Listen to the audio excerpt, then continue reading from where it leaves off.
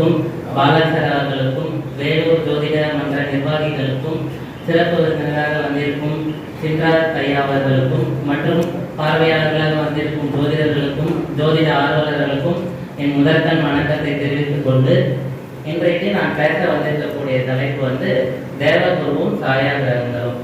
தேவகுரு என்று அழைக்கப்படக்கூடிய இந்திரன் சபையில் குருவாக விளங்கக்கூடிய பிரகஸ்பதியை பற்றியும், அந்த பிரகஸ்பதியோட ராகு கேதுக்கள் அதாவது சாயா கிரகங்கள் சேர்ந்தால் என்ன மாதிரி ஒரு பலன்களை கொடுப்பாங்க அப்படின்றத பற்றி தான் பேச வந்திருக்கேன்.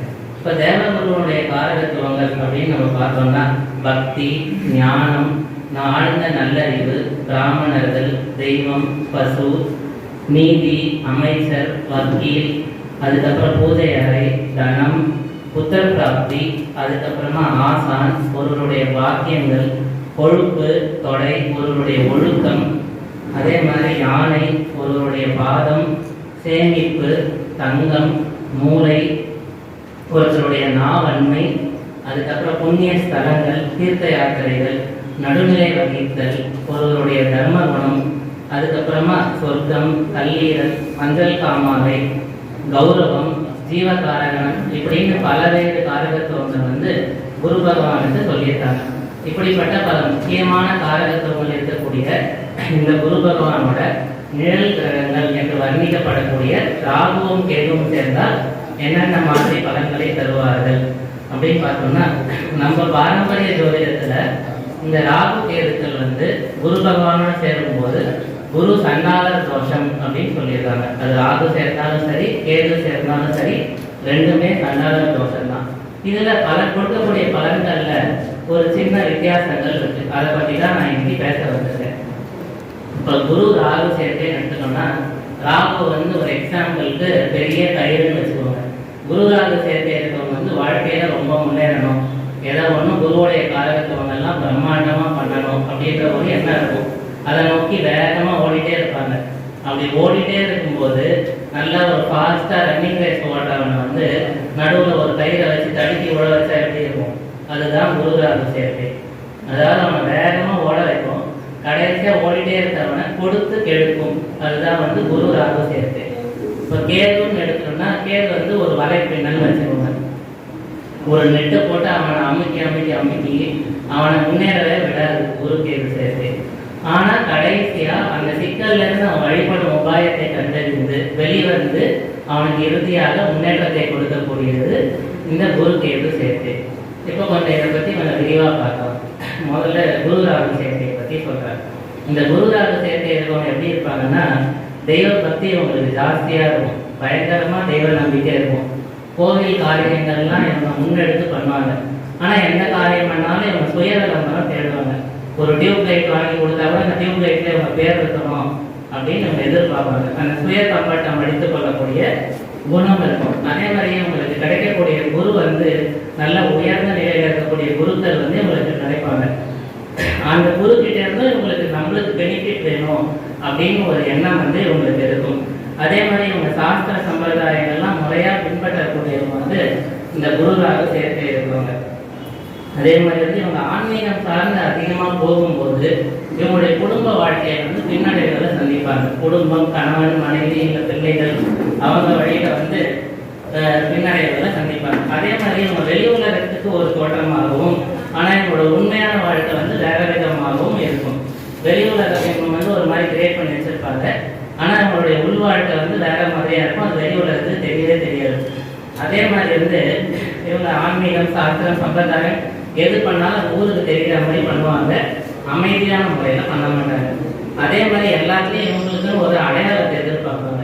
அந்த அடையாளம் கிடைச்சாலும் அது கடைசி வரைக்கும் நீடிக்காது அப்படின்றது தான் இந்த குருராகு சேர்க்கையுடைய பலன்.